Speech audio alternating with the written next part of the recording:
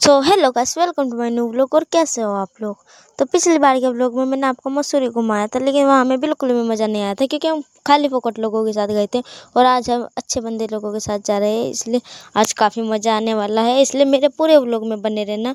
आज हम जा रहे हैं ऋषिकेश त्रिवेणी घाट घूमने के लिए, जहाँ हम नहाएंगे, मस्ती करेंगे और वापस आ जाएंगे। तो पहले तो हम यहाँ से निकल पड़ते हैं डोईवाला से ऋषिकेश के लिए। और रास्ते में हमें प्यास लगी थी, तो हमने एक पानी की बोतल खरीद ली। हमारे साथ आज छोटी सी प्यारी सी क्यूट सी डॉल भी आई हुई थी, और इसे प्यास लग रही थी, तो इसने पानी पिया और उसके बाद इसने एक गिलास यहीं फेंक दिया। हमने इसके लिए एक गिलास लिया था, लेकिन इसने यहीं फेंक दिया। पानी पीने के बाद हम आगे चल देते हैं। आगे हमने रोड क्रॉस किया और अभी हमें अंदर जा रहा था। हम बाहर ही खड़े हुए थे, तो हम अंदर की तरफ चल देते हैं। और यहाँ से हम पहुँच जाते हैं ऋषिकेश के त्रिवेणी घाट के बाज़ार में। यहाँ बाज़ार बहुत सुंदर सुंदर लगा हुआ था और काफ़ी अच्छी अच्छी चीज़ें थी देखने लायक। और इन्हें देखकर तो मेरा मन कर रहा था सब चीज़ अपने कर ली चालू, लेकिन हम करीब जो ठहरे, इसलिए हम बस देख सकते थे। हमने देख देख कर ही पेट भर लिया। हम घूमना तो बहुत सारी जगह जाते थे, लेकिन हम सिर्फ त्रिवेणी घाट के लिए निकल गए क्योंकि हमारे पास इतने पैसे नहीं थे कि हम राफ्टिंग कर सके या बंजी जंपिंग कर सके। तो फिलहाल के लिए हम त्रिवेणी घाट आ गए, और अभी हमें बाकी भी जगह घूमना बाकी है। लेकिन फ़िलहाल हम बजट देखते हुए त्रिवेणी घाट की तरफ जा रहे हैं। और यहाँ पर इतनी अच्छी अच्छी चीज़ें रखी थी कि मेरा मन कर रहा था मैं सब ले जा लूँ, लेकिन हम गरीब हैं ना, तो अभी हम कुछ नहीं ले जा रहे थे, सीधा चलते जा रहे थे बस। और अब हम त्रिवेणी घाट के मेन दरवाजे पे पहुंच गए थे। हम यहाँ से एंटर करने वाले थे जब मैंने देखा कि यहाँ भी बहुत भीड़ लगी हुई थी और काफ़ी लोग यहाँ अपने सामान बेच रहे थे। यहाँ मालों की दुकानें भी लगाई हुई थी और भीड़ भी अच्छी खासी थी। और कुछ पाखंडी लोग यहाँ बगल में योगा वोगा भी कर रहे थे। क्या अब तो वो योगा कर रहे थे या फिर ढोंग कर रहे थे पैसा कमाने के लिए। काफ़ी सारे लोगों ने यहाँ अपने स्टॉल लगाए हुए थे और उनमें बड़ी प्यारी प्यारी चीज़ें रखी हुई थी।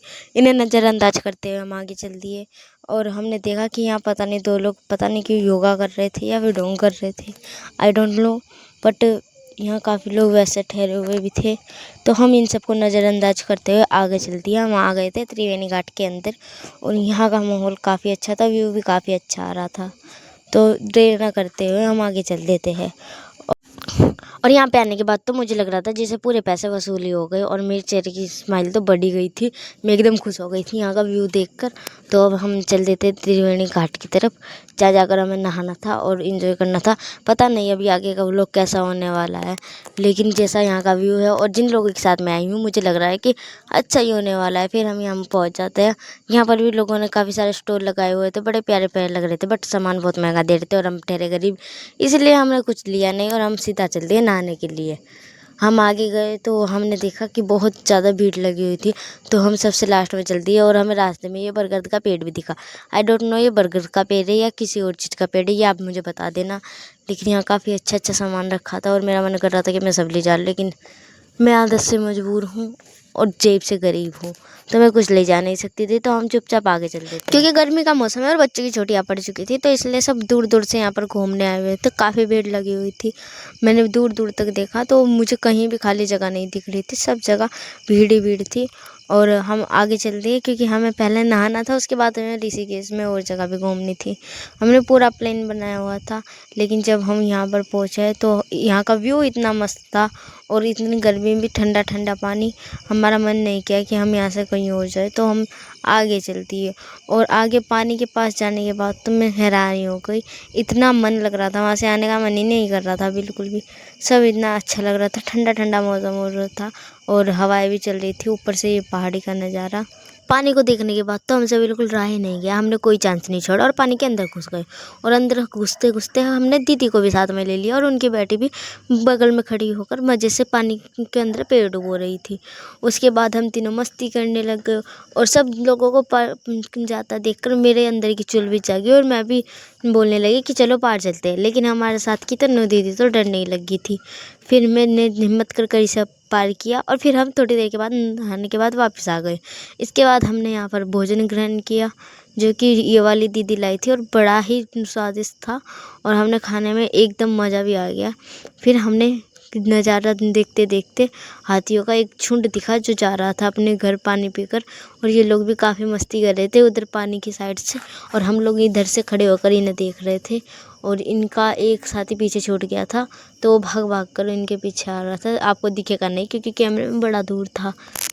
अब संध्या आरती का टाइम हो गया था, तो सब लोग संध्या आरती लेने चले गए और हमने यहाँ की महाआरती मिस कर दी। उसका मुझे बहुत अफसोस है, क्योंकि हम काफ़ी दूर खड़े थे और मेरी हाइट छोटी होने के कारण मैं आरती नहीं देख पाई, क्योंकि सब लंबे लंबे लोग मुझसे आगे खड़े हुए थे और मैं सबसे लास्ट में खड़ी हुई थी। इसलिए मुझे आरती के दर्शन तो नहीं हो पाए, लेकिन हाँ, मैंने लास्ट में आरती चलते चलते ले ज़रूर ली थी। हमने सोचा था हम ऋषिकेश में और भी जगह घूमेंगे, लेकिन क्या करते हैं, हमें इतनी रात हो गई थी यहीं पर, तो हमने सोचा अब यहाँ से चलना चाहिए। तो हम बाहर की तरफ चल देते हैं और मार्केट में इतनी ज़्यादा भीड़ थी कि मैं आपको क्या ही बताऊँ, कुछ भी नहीं दिख रहा था। बड़ी मुश्किल से हम बाहर निकले। उसके बाद हमें यहाँ पर कोई भी ऑटो या बस नहीं मिल रही थी। हमें काफ़ी देर तक यहाँ खड़े होना पड़ा और हमें यहाँ खड़े खड़े भूख भी लग गई थी। ये छोटी वाली बच्ची तो बेचारी परेशान ही हो गई थी पूरी। तो फिर हम एक भैया के पास गोलगप्पे खाने चले गए। मैंने और छोटी ने गोलगप्पे खाए और बाकी लोग खड़े होकर रिक्शा का वेट कर रहे थे, लेकिन भीड़ ही इतनी थी कि हमें कहीं रिक्शा नहीं मिली। बहुत सारे बाहर के टूरिस्ट आ रखे थे, तो हमें लोकल होकर भी रिक्शा नहीं मिल पा रही थी।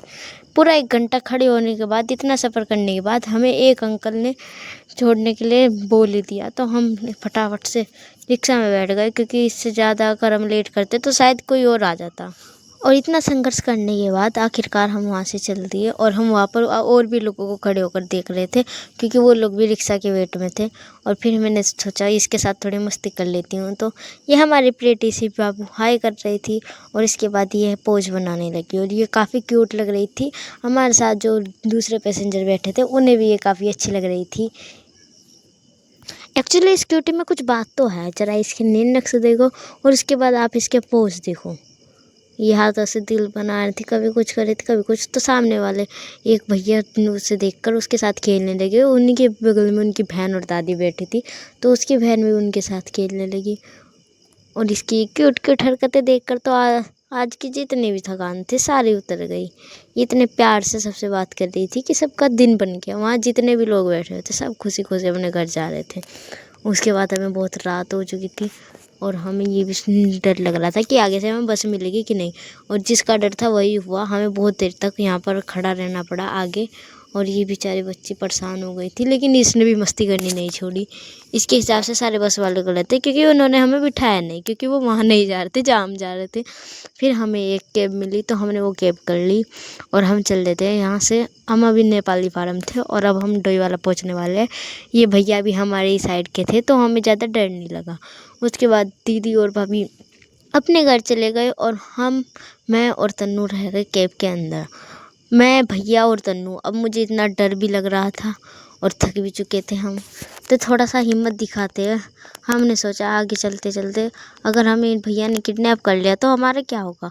फिर मैंने सोचा मेरी तो कोई फिरौती भी नहीं देगा, क्योंकि मैं किसी काम की तो हूँ नहीं, तो एंजॉय कर लेती हूँ। और मैं तो काफ़ी थक गई थी और अब मुझे नींद आ रही थी आखिरकार इतनी मस्ती जो की है। तो अब हम घर पहुँच गए और आपने घर बैठे बैठे त्रिवेणी घाट घूम लिया। मेरा व्लॉग आपको कैसा लगा ज़रूर बताना।